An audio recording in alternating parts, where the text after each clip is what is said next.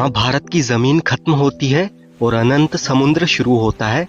स्वागत है आपका कन्याकुमारी में। भारत का वो पॉइंट जहां बंगाल की खाड़ी, बे ऑफ बंगाल, हिंद महासागर, इंडियन ओशियन और अरब सागर, अरेबियन सी आपस में मिलते हैं। भारत के शुरुआती छोर पर कश्मीर की सुंदर वादियां है, तो वहीं दक्षिणी छोर पर स्थित कन्याकुमारी भारत का लास्ट पॉइंट है। जब बात कश्मीर से लेकर कन्याकुमारी की आती है तो कन्याकुमारी भी घूमने लायक प्लेसेस में से कम नहीं है। यहाँ की पॉपुलर टूरिस्ट प्लेसेस उभर कर सामने आती है, जिनमें स्वामी विवेकानंद जी का ऐतिहासिक rock memorial, glass bridge, Triveni समुद्र संगम, यहाँ के सनराइज और sunset view points, view tower, Devi Kanyakumari temple, Padmanabhapuram palace most famous tourist places है। यहाँ का क्रिस्टल पानी, यहाँ के भव्य टेम्पल्स कन्याकुमारी की जर्नी को और भी इंटरेस्टिंग बनाते हैं। कन्याकुमारी में आने के लिए ट्रेन से आना सबसे कन्वीनियंट ऑप्शन रहता है। आप अपने शहर से डायरेक्ट कन्याकुमारी तक आ सकते हैं और रोड के थ्रू भी यहाँ पर आसानी से पहुँचा जा सकता है। चेन्नई, मदुरई, त्रिपल्ली, त्रिवेंद्रम, रामेश्वरम जैसी प्लेसेस से यहाँ के लिए सीधी बस की सुविधा भी मिल जाती है। बाय फ्लाइट कन्याकुमारी तक आने के लिए आपको तिरुवनंतपुरम एयरपोर्ट तक आ जाना होगा।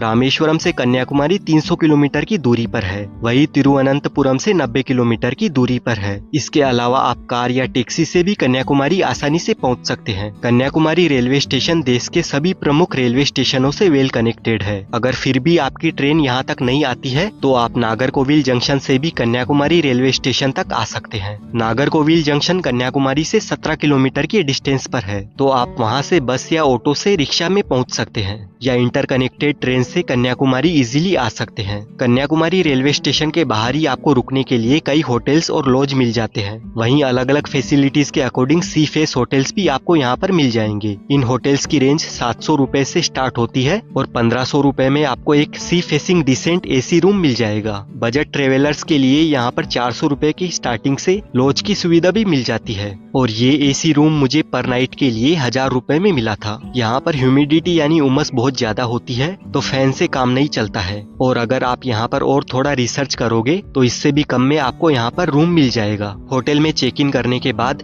सबसे पहले हम जाएंगे त्रिवेणी संगम पर और कन्याकुमारी घूमने के लिए आपको कम से कम 2 डेज और 1 नाइट का टूर प्लान बनाना चाहिए। इसमें आप आसानी से पूरी कन्याकुमारी एक्सप्लोर कर सकते हैं और आराम से बिना किसी भागदौड़ के सारी प्लेसेस घूम सकते हैं और साथ ही आप यहाँ पर स्कूटी या बाइक रेंट पर लेकर आसपास की प्लेसेस घूमने जा सकते हैं जो कन्याकुमारी से थोड़े डिस्टेंस पर है। तो हम कन्याकुमारी में अपने दिन की शुरुआत करेंगे कन्याकुमारी के फेमस टूरिस्ट अट्रैक्शन और मोस्ट विजिटेड प्लेसेस में से एक स्वामी विवेकानंद रॉक मेमोरियल से। वहाँ तक जाने के लिए हमें फेरी से जाना होता है। त्रिवेणी संगम से वॉकिंग डिस्टेंस पर ही फेरी के लिए टिकट काउंटर एरिया बना हुआ है। यहाँ पर रॉक मेमोरियल पर जाने के लिए काफी ज्यादा भीड़ रहती है, इसीलिए आपके पास फेरी टिकट के 2 ऑप्शन रहते हैं। आप चाहें तो 100 रुपए वाली कॉमन टिकट ले सकते हैं, इसमें 1 घंटे तक लाइन में लगकर वेट करना होता है। वहीं 300 रुपए वाली स्पेशल टिकट में हम बिना वेट किए डायरेक्ट फेरी में बैठकर जा सकते हैं। लेकिन जब आप रॉक मेमोरियल से वापस आएंगे तब स्पेशल टिकट का कोई मायना नहीं रहेगा, तो आप सुबह के टाइम को अवॉइड करके दोपहर के टाइम जाना 100 रुपए वाली एंट्री टिकट लेकर, तब आपको आसानी होगी। मेन लैंड से लगभग 500 मीटर की दूरी पर ये विवेकानंद जी का रॉक मेमोरियल बना हुआ है और फेरी स्टैंड से रॉक मेमोरियल तक पहुंचने में हमें सिर्फ 5 मिनट का टाइम लगता है। रॉक मेमोरियल पहुंचने के बाद यहाँ पर 30 रुपए की एंट्री टिकट लेनी होती है। विवेकानंद रॉक मेमोरियल का एक अपना धार्मिक और आध्यात्मिक महत्व है। इसका धार्मिक महत्व इसीलिए है क्योंकि ऐसा माना जाता है कि इस चट्टान पर देवी पार्वती ने कन्या के रूप में भगवान शिव जी की तपस्या की थी, ताकि भगवान शिव जी उन्हें पति के रूप में मिल जाए। और जब आप यहाँ पर आओगे तो सबसे पहले इस श्रीपाद मंडपम में जाना। यहाँ पर आज भी इस मंडपम में देवी कन्याकुमारी के चरणों के निशान मौजूद है, जिनके हम दर्शन कर सकते हैं। इसीलिए इस जगह को विशेष माना जाता है। यहाँ रॉक मेमोरियल पर देखने के लिए 2 मंडपम है, जिनमें श्रीपाद मंडपम और विवेकानंद मंडपम है और एक संत तिरुवल्लुवर जी का स्टेचू है। शिकागो जाने से कुछ दिन पहले स्वामी विवेकानंद जी ने 1892 में कन्याकुमारी का दौरा किया था और फिर इस चट्टान पर आकर उन्होंने 25 दिसंबर से लेकर 27 दिसंबर तक लगातार 3 दिन ध्यान किया था। इसीलिए यहाँ पर स्वामी विवेकानंद जी का ये भव्य मेमोरियल बनाया गया था। ये चट्टान चारों ओर से समुद्र से घिरी हुई है और स्वामी विवेकानंद रॉक मेमोरियल से 100 मीटर की दूरी पर एक और छोटी चट्टान है।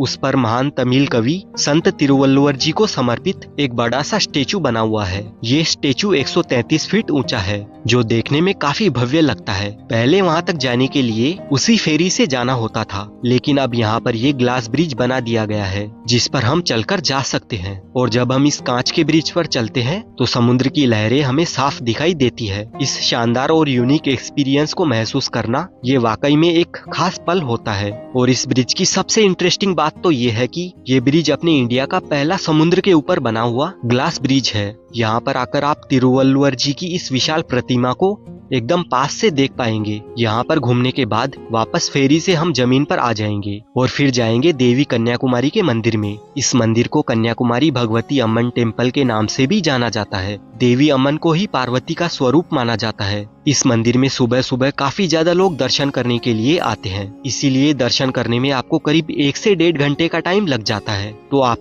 20 रुपए की स्पेशल एंट्री टिकट लेकर जा सकते हैं। माना जाता है कि देवी पार्वती जी ने कन्या का रूप लिया था ताकि दैत्य बाणासुर का वध कर सके और उनका विवाह भगवान शिव जी से नहीं हो सका, इसीलिए माता आजीवन कन्या के रूप में रही थी। इसीलिए इस जगह का नाम कन्याकुमारी पड़ गया। कन्याकुमारी में सीनिक ब्यूटी के साथ साथ यहाँ का मेस्मराइजिंग त्रिवेणी संगम भी अपनी मौजूदगी दर्ज कराता है और कन्याकुमारी टेम्पल के पीछे ही त्रिवेणी संगम स्थित है। यहाँ पर 3 समुद्र एक साथ आकर मिलते हैं। इसका प्रमाण आप खुद अपनी आंखों से देख सकते हैं। तीनों समुद्रों के पानी का रंग अलग अलग होता है। लहरों का विशाल बहाव और 3 महान सागरों का संगम इस जगह को बहुत ही खास बनाता है। यहाँ पर आप सनराइज पॉइंट पर बैठकर सनराइज भी देख सकते हैं और इस जगह पर बैठे हुए ठंडी ठंडी हवा के साथ समुद्र की लहरों को देखते हुए चाय का मजा आप ले सकते हैं। यहाँ पर बने मार्केट में आप शॉपिंग भी कर सकते हैं, जहाँ से आप डेकोरेटिव आइटम्स और सीपियाँ खरीद सकते हैं। और इस मार्केट में आपको मसालों की दुकानें दिखाई देगी और चारों ओर शुद्ध मसालों की सुगंध रहेगी। तो आप अपने घर के लिए मसाले खरीद कर लेकर जा सकते हैं। और खाने पीने के लिए यहाँ पर आपको north Indian and south Indian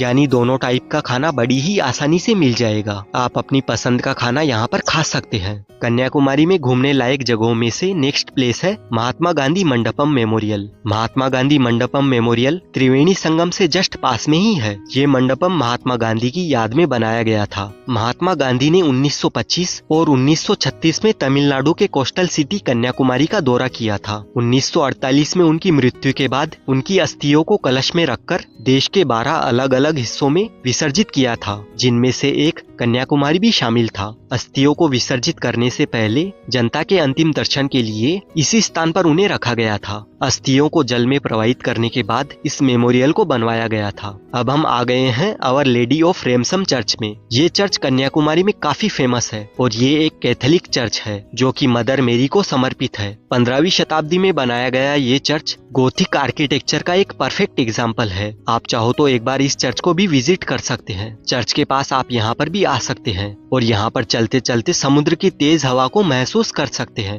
अब हम कन्याकुमारी के लाइट हाउस पर जाएंगे। ऊपर जाने के लिए हमें 10 रुपए की एंट्री टिकट लेनी होती है और फिर लिफ्ट से हम ऊपर आ जाते हैं। यहाँ पर हमें पूरे कन्याकुमारी का 360 डिग्री व्यू देखने को मिलता है, तो यहाँ पर आप आना बिल्कुल भी मिस मत करना। यहीं से अब हम जाएंगे व्यू टावर पर। इस टावर की एंट्री टिकट 10 रुपए है और यहाँ से हम देख सकते हैं सनसेट। कन्याकुमारी में जैसे जैसे दिन ढलता है सारे लोग इस व्यू टावर पर आ जाते हैं इस खूबसूरत सनसेट को देखने के लिए। और यहाँ से सनसेट को देखना ये एक अमेजिंग एक्सपीरियंस होता है। और सनसेट देखने के बाद आप आ जाना वापस त्रिवेणी संगम पर और यहाँ पर इस सीटिंग एरिया में बैठकर देखना तिरुवल्लुवर जी के स्टेचू पर लाइट एंड साउंड शो। और इसी के साथ आपका कन्याकुमारी में डे 1 बीत जाएगा। डे 2 में आप जा सकते हैं कन्याकुमारी के तिरुपति बालाजी टेम्पल में। उसके बाद श्री विवेकानंद केंद्र में आप आ सकते हैं। यहाँ पर काम एनवायरमेंट में ये भवन बना हुआ है। इसकी एंट्री टिकट 30 रुपए है और यहाँ पर सबसे पहले आपको हनुमान जी की विशाल मूर्ति देखने को मिलती है